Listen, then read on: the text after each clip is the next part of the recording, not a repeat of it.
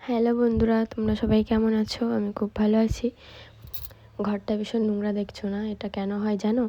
আমাদের বাড়ি যে মিঠু আছে ওর জন্যই। ওকে খাবার খেতে দিলে ও পুরো ঘর ভরে ছড়িয়ে রাখে।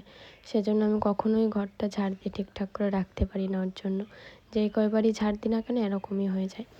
আর যে ঘরটা আমি এখন ঝাড় দিচ্ছি ওটা হলো ঠাকুমা থাকে আর ভাই থাকে, দুজনেই ওই ঘরটায় থাকে। আর আমার বরবাবু কোথায় যেন যাবে, তাই আমাকে যাওয়ার সময় বলে যাচ্ছে যে আমি আসছি। তো এখানটায় আমাদের দুটো গাড়ি থাকে। এখানটায় প্রত্যেক দিন তো ঝাড় দেওয়া হয় না, যখন গাড়িগুলো সরাই তখন ঝাড় দিতে পারি, তাছাড়া ঝাড় দেওয়া যায় না। এটা আমার শাশুড়ির ঘর। শাশুড়ি আর শ্বশুর তো বাড়ি থাকে না, ওনারা বাইরে থাকে, তাই ঘরে সেরকম কেউ থাকে না। ওই দিনের বেলায় টিভিটাই শুধু দেখা হয় ওখানে, তাছাড়া রাত্রে কেউ থাকে না। আর যখন খুব গরম পড়েছিল তখন আমরা ছিলাম রাত্রেবেলা। আর ওটা আছে আমাদের এমনি রুম ফাঁকা থাকে, আসে তখনই ওই ঘরটাই ওনাদের থাকতে দেওয়া হয়। আর তোমাদের সঙ্গে কথা বলতে বলতে আমার ঘরটা ঝাড় দেওয়াও হয়ে গেল প্রায়।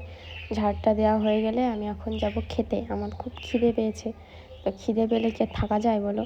না খেয়ে তো থাকতেই পারি না আমি, তাই এখন খেতে যাব। আমি এখন খেতে বসে পড়েছি।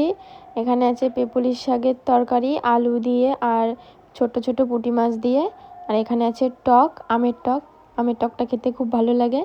আর পেপুলির শাকের তরকারিটাও খেতে খুব ভালো লাগে, ডাঁটাগুলো বেশি ভালো লাগে খেতে।